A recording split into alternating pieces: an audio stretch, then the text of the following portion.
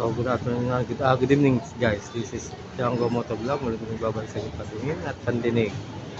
So before anything else, don't forget to watch and subscribe my YouTube channel, Django Motovlog. So ngayon sa kasalukuyan, nandito po tayo sa SM Downtown kung saan marami na po tayo nakita. So daming tao, di ba guys?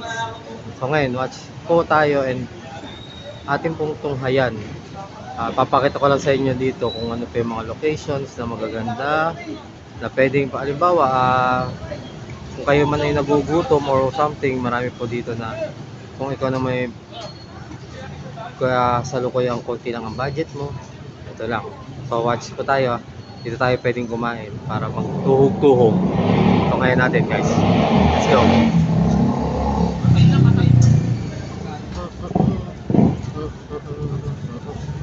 Customers spot.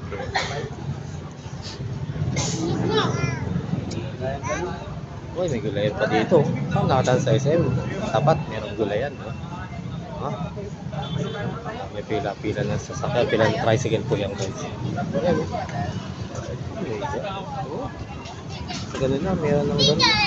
Guys, ano? Sinangag? Oo. Dito makikita. Ayan, sinangag. Tuhog-tuhog. Tuhog-tuhog lang tayo guys. So sa mga turista na gustong gumaya rito para makatikim ng mga ganito, marami po dito. Dami, di ba?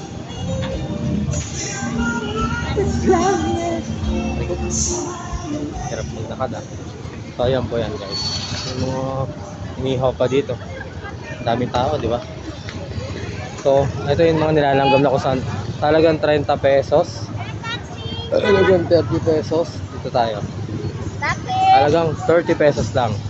May siomai rice ka na. Sarap. Natikman ko na to guys. Nakatan yung nilalanggam na yan. Puro siomai rice po yan. Ayan. Sarap talaga ito. Diba?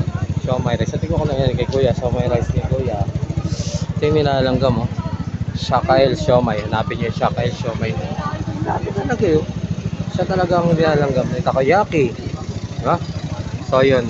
So don't forget to watch and subscribe my YouTube channel, Django Motovlog. Magsa-signing up na to tayo. Nagpupuntahan na po natin yung pinakamagandang babae sa balat ng lupa. Yes. Ayan na.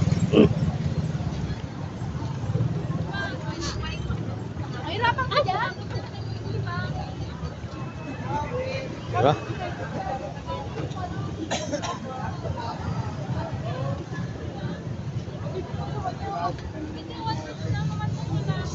Naantok ka? Sabi mo, kumakain sila ng siomai. Sabi siya, mas nilalanggam dun. Sabi siya eh. Babay na pala ako sa inyo.